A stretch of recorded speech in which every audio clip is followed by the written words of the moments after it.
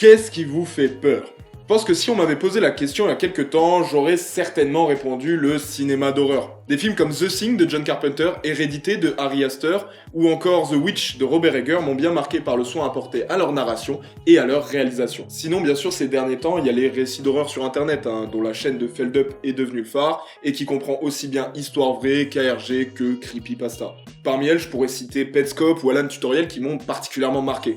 Et pour finir, bien sûr, les jeux vidéo horrifiques qui nous permettent de rentrer plus directement dans l'horreur. Parmi eux, on peut citer des séries comme Silent Hill, Amnesia ou encore plus récemment les chapitres de Poppy Playtime. Mais je n'aurais certainement jamais parlé de littérature. Et pour ma défense, vous non plus. Bah si mec, mais Charles de Poule, il va comprendre partout. Alors je veux pas être critique là-dessus, chacun a peur à sa manière, mais moi ce médium ne me fait pas peur.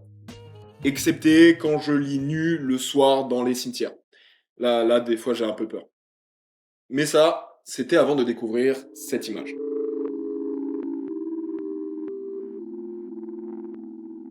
Ah vous, t'as été surpris! Elle est extraite d'un manga one-shot. Alors, pour ceux qui ne savent pas ce qu'est un one-shot, c'est un manga court qui tient sur un ou quelques chapitres. Et dont voici le synopsis. Une célèbre autrice japonaise reçoit un jour une mystérieuse lettre anonyme. Cette dernière lui conte le récit d'un ébéniste seul ayant construit un fauteuil sur mesure afin de pouvoir vivre à l'intérieur. Il voulait ainsi se rapprocher physiquement de la femme qui occuperait son fauteuil. Malheureusement pour elle, l'autrice comprend qu'elle est l'objet de désir de son interlocuteur. Je m'arrête là, mais vous pouvez très facilement trouver ce chapitre en lecture libre sur internet. Ou carrément vous procurer ce magnifique recueil avec d'autres one-shots à l'intérieur. Je vous le conseille, c'est une très bonne édition. Ce chapitre, il m'a énormément plu. Principalement parce que l'histoire est terriblement glauque, mais aussi parce que les images, elles sont très graphiques et très percutantes. Et pour la première fois de ma vie, j'ai pu ressentir un frisson rien qu'en parcourant les pages d'un ouvrage. J'ai donc naturellement cherché à en voir plus, et surtout à chercher l'auteur derrière ce one-shot. Et si vous regardez cette vidéo, vous vous doutez bien que j'ai fini par le trouver. Donc mesdames, messieurs, laissez-moi vous présenter Junji Ito.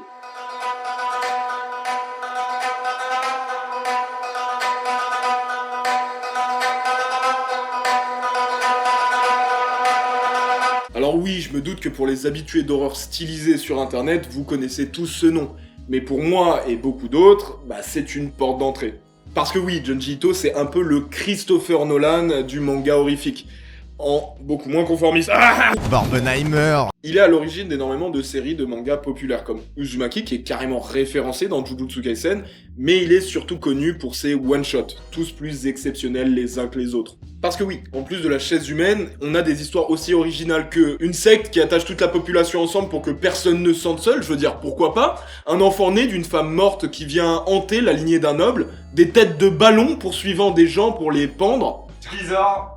Moi je dis bizarre. Alors effectivement, si le sans-visage de Shiro vous avait mis dans un inconfort certain, là on atteint un autre level. Et encore, j'ai pas du tout été exhaustif. Ce que je trouve fascinant avec ces histoires, c'est vraiment la créativité de leur auteur. Par exemple, pour reprendre l'histoire des ballons, c'est pas juste une histoire de ballon tueur qui ressemblerait plus à un gigantesque nanar qu'à une bonne idée. Le chat tueur! Eh bien non. Ce one-shot nous parle de fatalité et de destin mêlés à un gros problème au Japon, le suicide.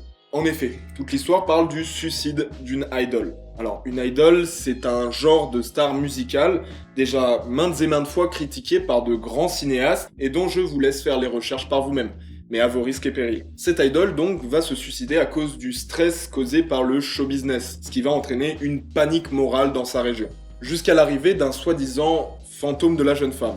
Et oui, ce fantôme, vous l'aurez deviné, parce que vous êtes des génies, ce sont les ballons géants. Et ces gros ballons, ils symbolisent la panique morale, tout simplement, et sont une fatalité pour les protagonistes, qui vont tous petit à petit perdre la vie les uns après les autres, pendus à des ballons qui les représentent. Alors en plus d'avoir un parallèle plutôt intéressant, il nous montre une horreur bien réelle, parce que les ballons ils sont juste terrifiants. Et tout ça part d'un rêve qu'il a retravaillé avec de nouvelles idées. Bon, je m'arrête là pour ce one-shot, mais je pense qu'il y a énormément à dire sur cette histoire. Et sur toutes ces autres histoires d'ailleurs. Mais c'est pas le sujet. Aujourd'hui, je voulais vous introduire à son univers, et je pense que pour ça, il n'y a rien de mieux que sa série, Tomie.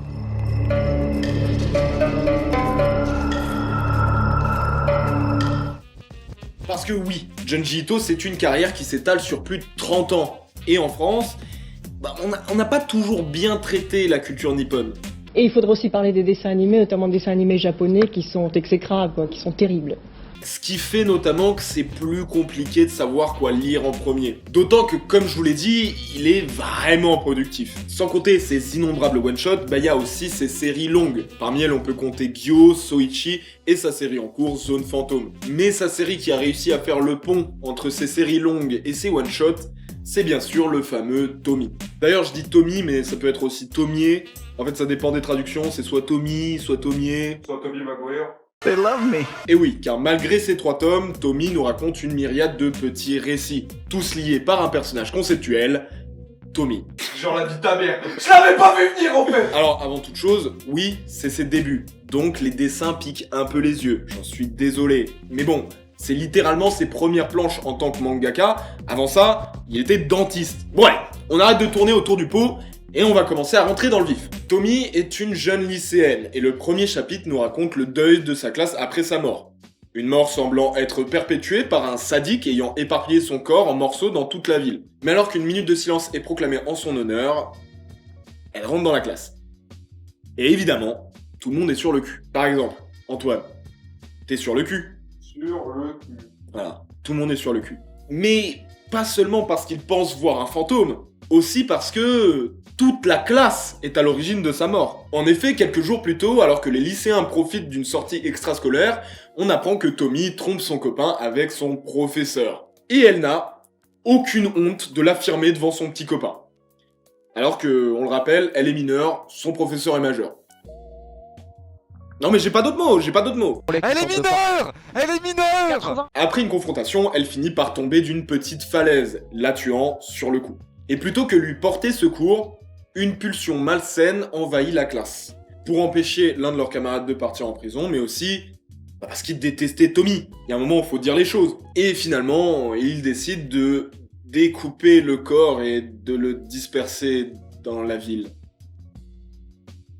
Normal. Je veux dire, t'as fait quoi, toi, samedi dernier? Bah ouais, moi j'ai jeté un poumon dans la Seine. Normal. Bref, la vraie question, c'est qui ou c'est quoi Tommy? Parce que oui, normalement, quand tu te fais découper par tes camarades, tu reviens pas le lendemain en cours. Vivante. Enfin, je crois. J'ai jamais eu de pote, en fait, dans ma classe. Eh ben, on sait ni qui c'est, ni ce que c'est, en fait. Et c'est tout le principe du manga. Parce que oui, comme je vous l'ai dit, le manga met en scène plusieurs petites histoires. Et bien, ce qui les lie entre elles, c'est Tommy. Mais non. Eh bien si, c'est surprenant, n'est-il pas? Et avant de continuer, allez lire Tommy. Alors oui, comme on l'a vu, ça a vieilli. Surtout au niveau du sous-texte, on va y revenir. Mais déjà, dès le 2e chapitre, ça s'améliore. On peut voir qu'une de ces grosses séries et un an sont passés par là. Mais oui, c'est glauque. Ça marche super bien. Le concept se renouvelle tout en restant cohérent. C'est comme je le disais, un très bon compromis entre une série longue, comme Naruto ou Jujutsu Kaisen, et la richesse créative de ses one-shots. Comme une série dont tu n'as pas besoin de voir tous les épisodes pour en comprendre le fond. Rick et Morty, Adventure Time, Bob l'éponge. Donc c'est une très bonne porte d'entrée. Et c'est à se demander pourquoi personne n'a décidé d'en faire une série animée. Plutôt que faire de la merde. 10 000 yens, tu te fiches de moi, c'est beaucoup trop. Donc si cette vidéo vous donne envie de lire Tommy, je peux que vous conseiller le recueil paru chez Mangetsu, d'autant que vous découvrirez des notes et analyses de l'auteur lui-même. C'est d'ailleurs ce qui m'a aidé à écrire cette vidéo. Mais j'ai divagué, un peu trop même. Donc reprenons. Qu'est-ce qui rend le personnage de Tommy intéressant? Parce que c'est bien beau de suivre un personnage qui ressuscite sans cesse, s'il n'y a pas de fond derrière, ça sert à rien. J'adore la série Lucifer. Bon, déjà, finissons le premier chapitre. L'ex-petit copain et l'ex-meilleur ami de Tommy, secoués par son retour, veulent se dénoncer à la police. Mais se font arrêter par d'autres camarades qui n'ont aucune envie d'aller en prison, et le font comprendre à coups de couteau. Pas cool. Cependant, Tommy intervient et elle est putain de bizarre. À un point tel que les agresseurs s'en vont, sa meilleure amie aussi, et son ex, qui est le seul à rester, perd la raison. Ah oui, et son prof aussi, un peu plus tôt, il est envoyé en hôpital psychiatrique. Sympathique cette fille. Et suite à ce bordel, l'ex-meilleur ami de Tommy, qui est accessoirement le personnage principal, déménage. Enfin, on peut respirer. bonne ambiance, elle va à la plage... Pitch épisode. Et non, Tommy est toujours là. Et elle est dégueulasse, putain. Parce que Tommy, c'est pas un être humain. No shit. Plus sérieusement, elle représente les obsessions, les vices, les péchés de l'homme. Dans l'histoire que je viens de vous raconter, c'est peut-être pas évident, mais vous allez comprendre. Elle est définie dans le manga comme ayant une beauté que nul ne peut égaler. Et la plupart des récits vont tourner autour de cette dite beauté. Mais surtout de son objectification par les hommes. Par exemple en ayant des pulsions obscènes, voire carrément meurtrières selon les histoires. Ce qui, on le rappelle, est parfaitement anormal. Certains hommes semblent l'oublier. Bien sûr, tu vas nous jouer les pères la pudeur encore une fois. Et justement, c'est ce qui fait tout le sous-texte de cette œuvre. Et pour pas vous perdre et reprendre notre premier chapitre, plusieurs choses y sont dénoncées. Pour commencer et taper directement dans le dur, les relations majeures-mineures. Parce que, même si je vous l'ai déjà un peu expliqué... Comment dire... Tommy fait du chantage à son professeur en lui disant qu'elle est probablement enceinte pour qu'il quitte sa femme. Ah mais moi j'ai rien ajouté, hein, c'est juste dégueu. Heureusement que c'est qu'une fiction. Hein. Ça serait terrible d'apprendre que des idoles de notre enfance, genre, ils aient les mêmes bails au cul, quoi. Toujours est-il que la critique, elle est évidente, hein, et c'est pas la seule d'ailleurs. Ça tire aussi sur les personnes superficielles, sur l'amour par intérêt. Bref, je pense que rien que dans ce premier chapitre, il y aurait énormément de choses à dire.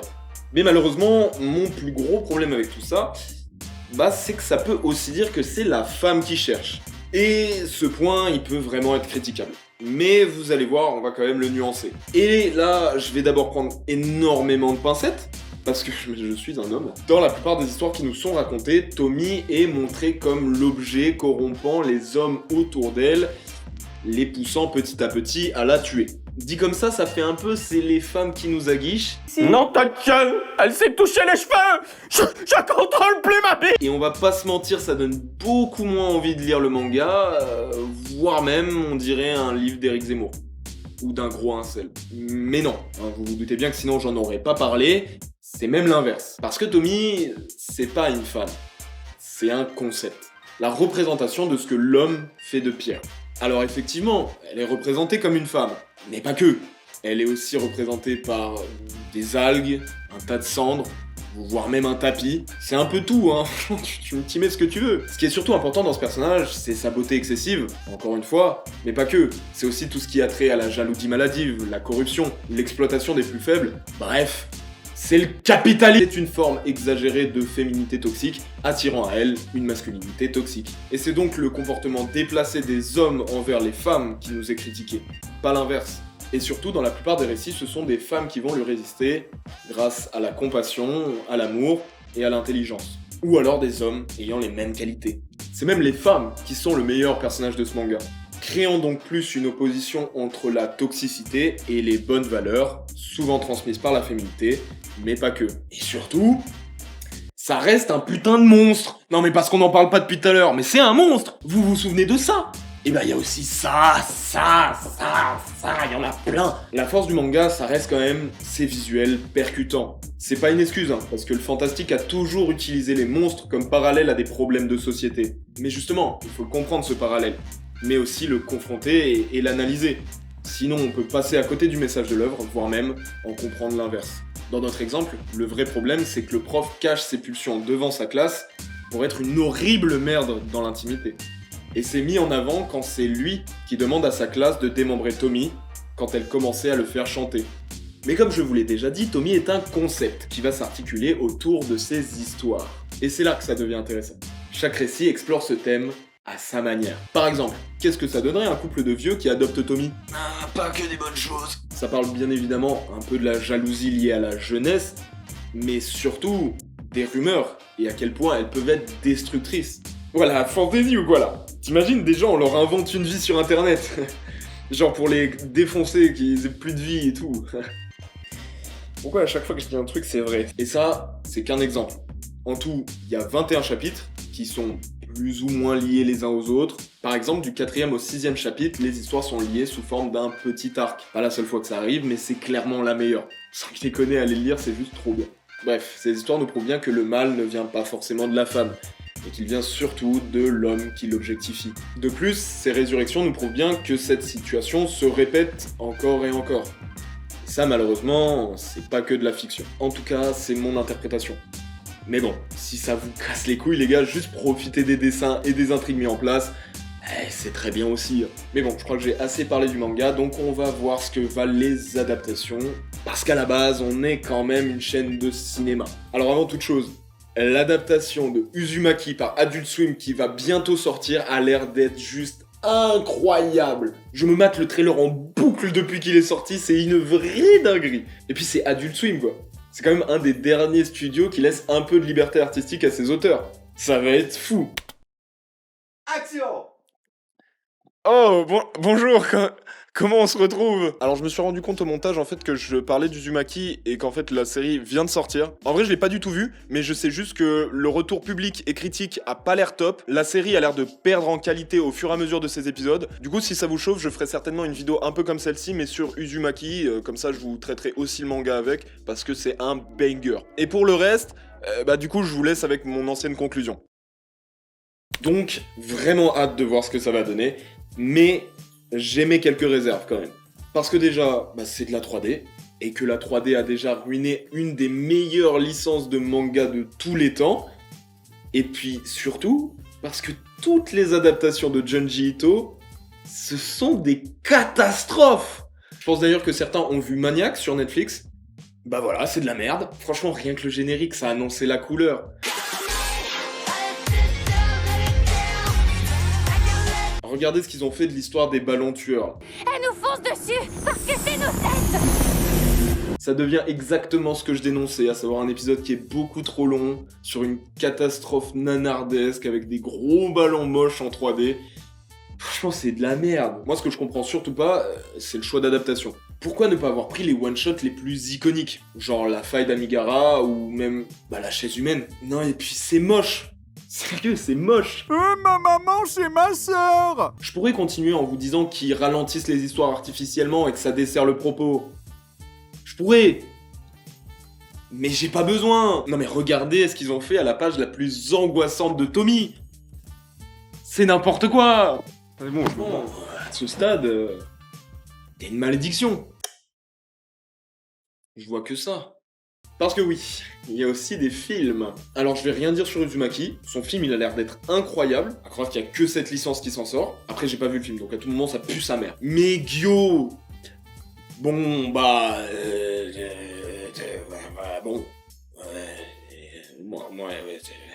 hein? Ouais. Et enfin Tommy, déjà il y en a 9, ce qui dépasse largement mon quota en termes de souffrance. Et puis c'est surtout, j'ai jamais autant galéré pour trouver des films sur internet. Oui, bon, je sais, le piratage c'est du vol. Mais les gars, même les acheter c'est compliqué. Du coup, je vais juste vous dire que j'ai vu le premier et le dernier qui est un reboot. Et écoute, si ton kiff c'est les nanars ultra gore avec énormément de cul, et vas-y. Et pour finir sur une note un peu plus positive, il y a quand même le Junji Ito Collection qui est pas trop mal.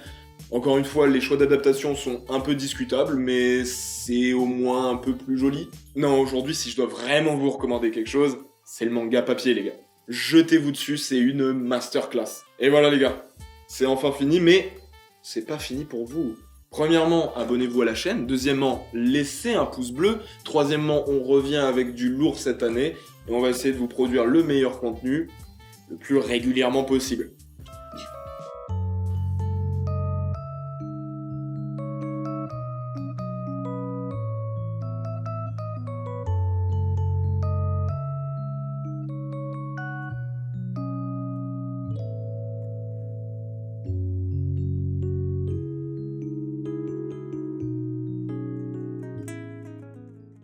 Et pour finir cette vidéo comme il faut, Tommy est française. Voilà, ça veut dire qu'on est des gros dégueulasses. Et en même temps, c'est pas forcément faux. Au revoir.